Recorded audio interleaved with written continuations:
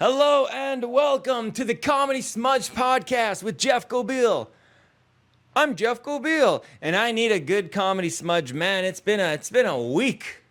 The final open mic here in Winnipeg, one of the original three from when I started, officially fell. Oh man, we got a return to rumors going on this week. What else did I write down? Oh yeah, and some complaint. I need a smudge because I don't know. It's a bit of a reset. But before I get too into it, to anyone who doesn't know me, my wife pointed out, she's like, you started this podcast as if everyone knows you. I will say I'm a little quirky. As a result of my childhood, I got diagnosed with post-traumatic stress syndrome. That's a PTSD. So I kind of lived in that space of knowing this diagnosis for a few years, and then after a couple years, I went to therapy, and I was like, "Hey, last time I was here, y'all diagnosed me, and I want to like deal with these symptoms." So we had some therapy, and instead, I just got diagnosed with more stuff. They're like, "Hey, you also have general anxiety disorder, and you also have general depression disorder." I was like, hey, "Stop, Jesus." So I quit going to therapy. But still, it's not like your PTSD symptoms go away magically just because you got diagnosed. You got to work at it. And then I was like, maybe GAD and what's the other one? GAD and GDD. Maybe like a bundle deal. Like Disney Plus, or not Disney Plus. Sorry, maybe Disney Plus because you can get like Star. The Marvel movies, all the Disney movies, like it's all bundled, right? So as I went back to therapy, I was like, all right, let's deal with this childhood finally. I'll even go as far as trying EMDR. But instead, they diagnosed me one last time. They're like, do you know how you sit there and you fidget constantly and your mind is clearly elsewhere, even though you're having this conversation, and sometimes you'll click in and you'll click right back out? Yes.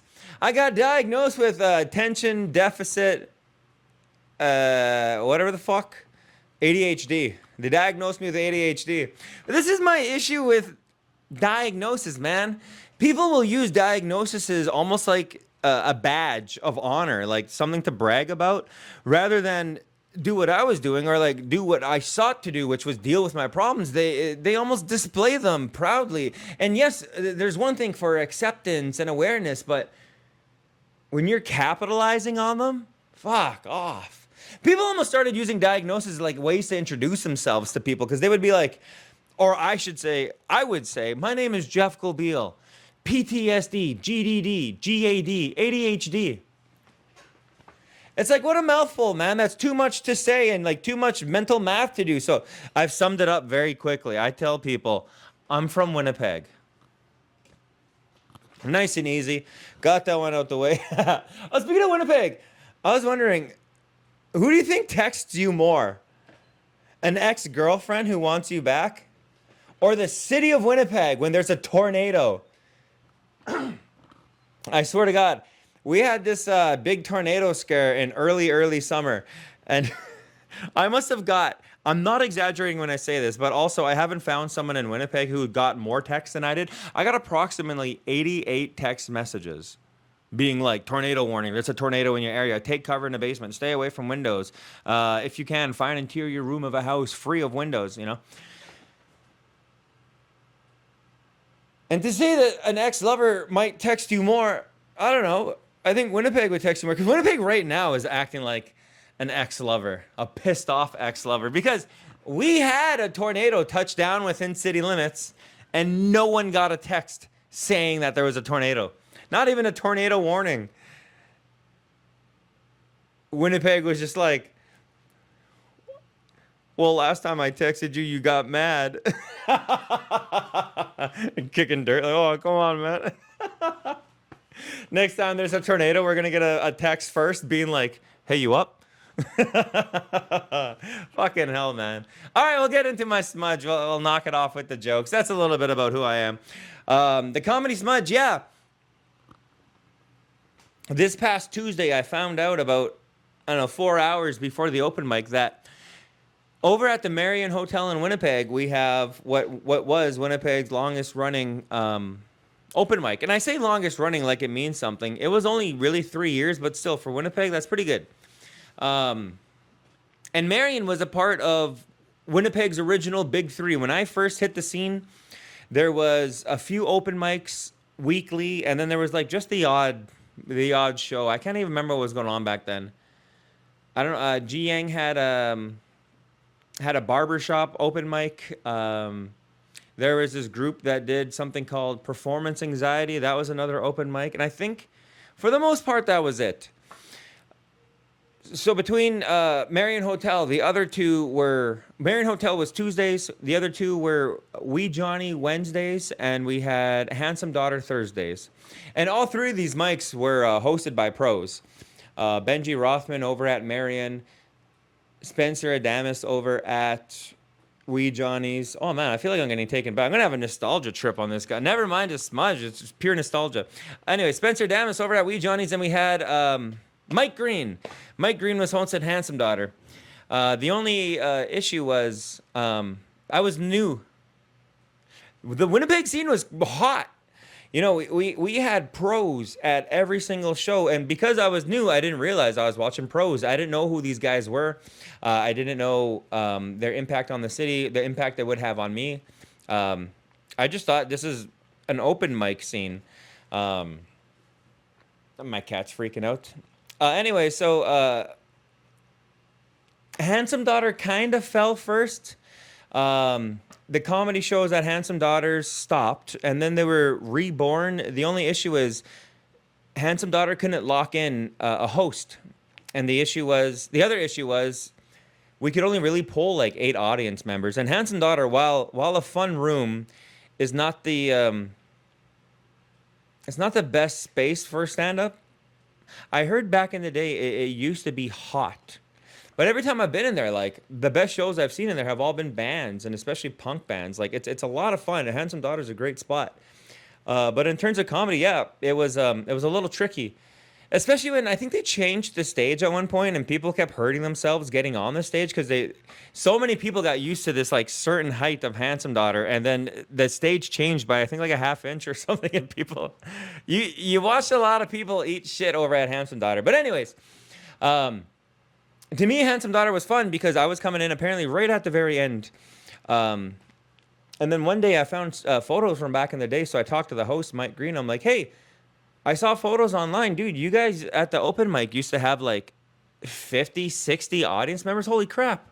How can we get back to that? And me being new and naive, I had no idea that I was insulting Mike Green. He was like, oh, if you can tell me, I would love to hear it. And I was like, well, let's advertise. You know, such a wide-eyed little fuck. But no, Handsome Daughter was always rough for me. I could do, when I first kind of started hitting, making jokes, making them make sense. You know what I mean? When I kind of got to that 6-month mark when I was new and I could kind of start to make an audience laugh, I never got a laugh at Handsome Daughter. I think there was one time back when it was still under Mike Green and the pros were still showing up. I went on stage and I was frustrated, just kind of in general. But I had saw this joke by someone who would eventually become one of the hosts, Garrett LeBlanc. I saw this joke and I really liked it.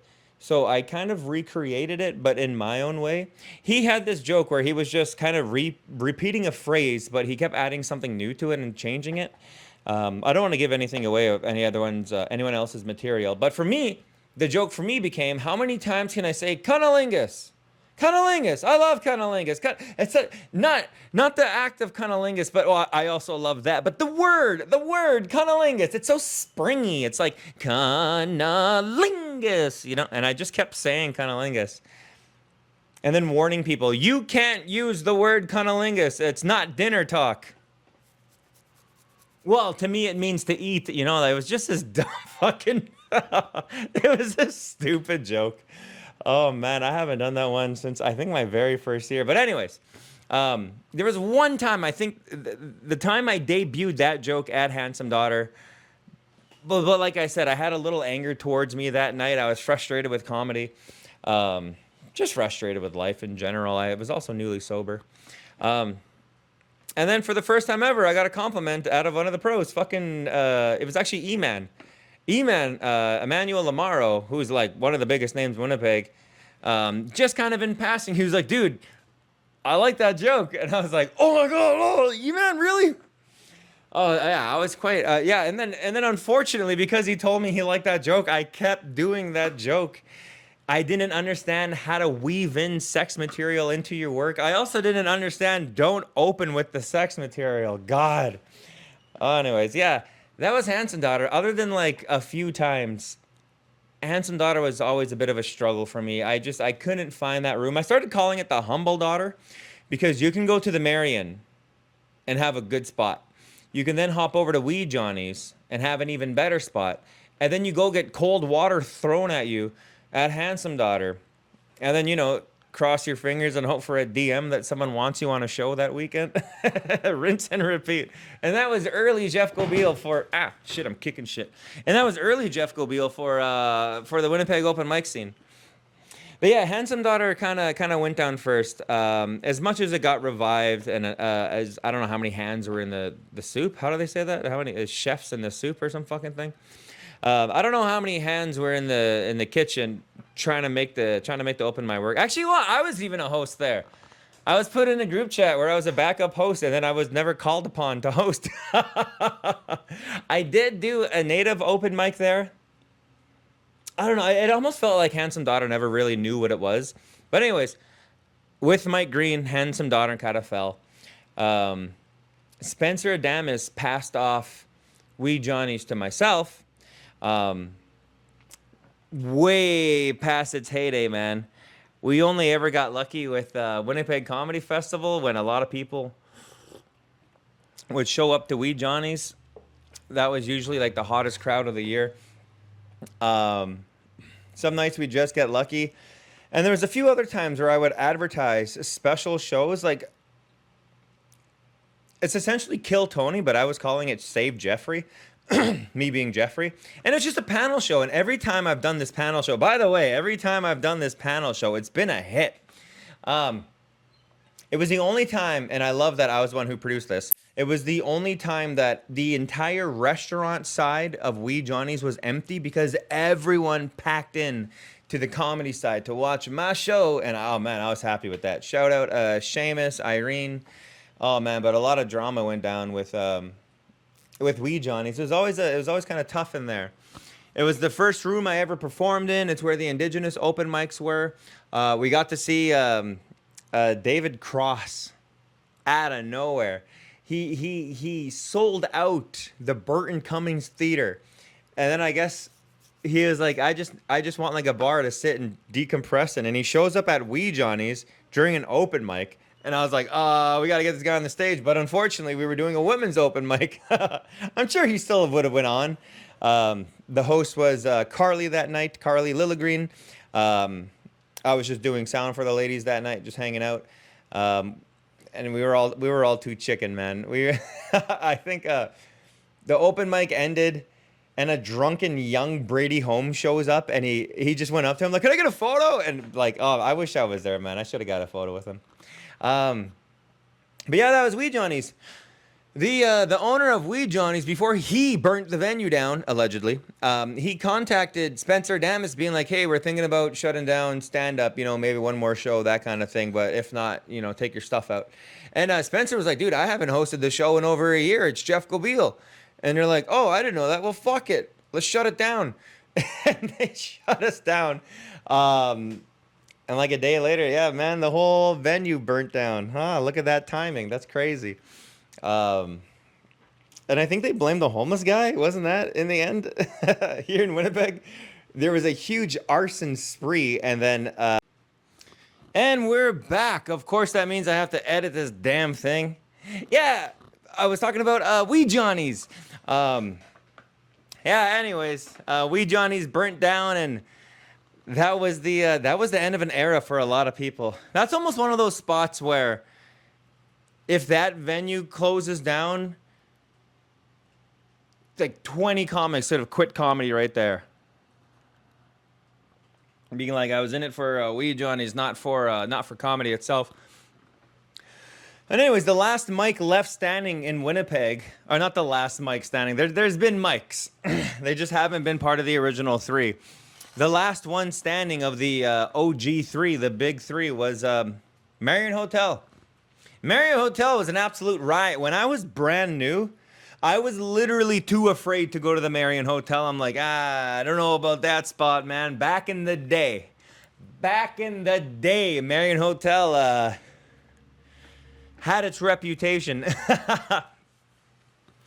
But actually, a comic had spoken to me. Someone who was around the scene longer had kind of taken me aside, and they're like, I'll tell you what, Jeff.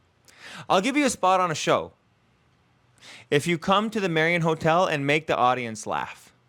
And I took that as a challenge. I was like, dude, I can do that every day of the week. Not an issue. Then I went to the Marion Hotel. I hit him with some of my material, and I never looked back. I looked forward to the Marion Open Mic. Oh, man. I quickly fell in love with Marion. It had its peaks and valleys, just like any mic. But then somehow in the last year, I don't know, maybe even year and a half, we got this group of regulars. A lot of call them the old guard, stopped coming. And then somehow there's a class of new comics after me who were in the exact same spot I was in, like 2022, 2023. And I'm looking around, I'm like, dude, did I get old? Am I are they looking at me like I'm the pro? And it was just one of those moments, man. Yeah, about a year and a half, we started getting this group of regulars. Shout out the entire table. But they started coming out, and then there's this old couple who started coming out, and then there was people who wanted to try stand-up, but they weren't there every night to get on stage. They just wanted to watch the show, and we started getting very familiar with the staff. Me and the bartender, we go to the same gym. When our favorite server went on mat leave, we literally bought her like a thing of Pampers and gift cards to Walmart. Like we really came together as a community around Marion. And then Benji also elected to essentially name a successor for the open mic, and it was Brandon David. And Brandon did a phenomenal job. And then even Brandon, he was hosting for so long that he kind of passed it on a little bit. His go-to backup was young Spencer Kelly. And I'm like, man, something about Marion just allowed me to hold on to hope of the old days, because when you look to the future, it's all about change. And within that change, if you're not part of it, get out of the fucking way. And obviously I'm going to be part of it, but it just means work. You're telling me I gotta work? Fuck. Oh, what a pain in the ass. So anyways, I actually wrote down their names. So anyways, rest in peace, Marion. Special shout out to Wee Johnny. Special shout out, handsome daughter. Love y'all. Damn. Yeah, quick smudge. Gotta get that comedy smudge going, man. Jeez. I didn't realize. I think it was like Thursday. It is Thursday today. It was yesterday. Sorry, it was Wednesday. I was like, am I gonna grieve the Marion Hotel, man? The entire exterior, like of the walls, were lined with VLTs. I have won $900, $1,200, and $2,000 and change from those VLTs. All it takes is a little bit of the snake venom to get you, man. You slap in 40. Give yourself a hard stop. I'm not going to play more than 40. And I'm not going to play every week. That was my other thing. Sometimes when you're playing slots, people will forgive a little bit of rudeness when you're like, hey, dude, don't talk to me. So if you got, this is kind of mean, but if you got some of the newer comics who are being kind of annoying, I'm going to go play slots. I'm going to go smoke a cigarette. That was some of the other guys' move. Marion had a fenced off patio. I guess it's not like it's gone, but Marion has a fenced off patio for smoking at. And yeah, man, we would play slots, I would play slots, and the smokers would go smoke, and then as soon as As soon as it was clear to come back into the room, we would come back in the room. Oh, man, rest in peace. Oh, Captain, my Captain. Rest in peace, Marion. Right now, though, the things that are on the horizon, we have Devil May Care Brewery. It's in the tap room, and that's me. Two issues with DMC. One, we don't have a stage. They are allowing me to bring in one as long as it's collapsible and doesn't take up much room in storage.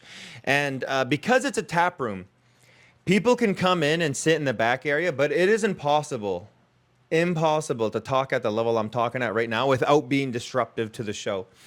So I was thinking if there's some way we can use a sandwich board or something just to tell people, like, if you're hanging out here on a Sunday after 7 o'clock, just understand that we have the room, and either keep it down or expect to be told to shut the fuck up. But also, we are guests at DMC, and I don't want to start like building that hostile environment. You have to watch comedy or get out, like, what a joke. Oh God.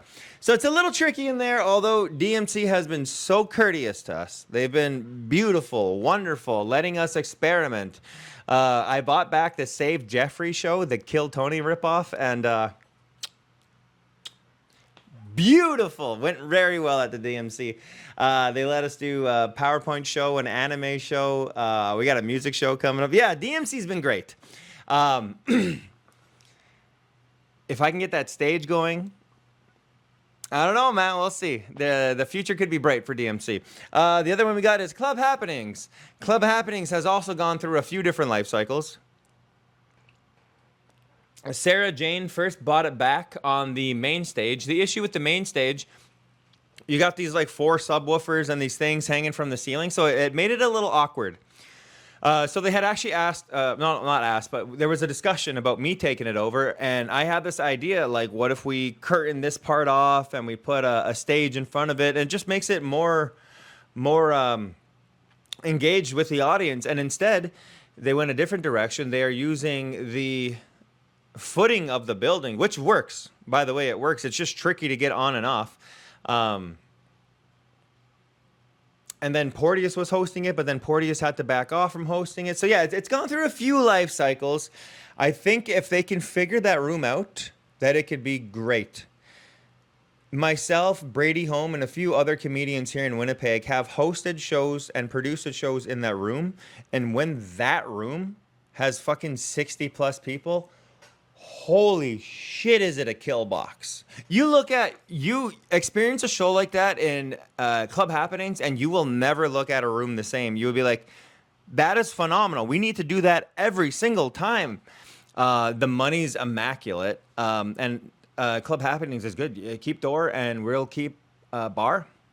Let's do a show. And yeah, honestly, they give you full reign. Shout out Club Happenings. It's on its like 3rd life right now.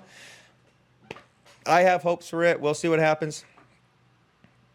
Oh, and Torque, Winnipeg's newest open mic, Torque Brewery opened on a Wednesday, off to a little bit of an awkward start because a different open mic from a different comedian also started on Wednesday. Neither parties talked to each other. No one put the word out to the community being like, hey, there might be an open mic starting on Wednesday. So it was a little bit of an awkward start.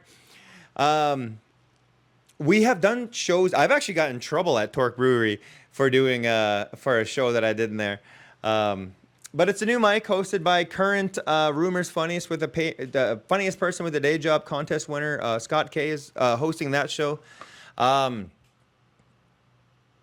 mean, they got it all. They got the mic, they got the sound, they got the stage. It is just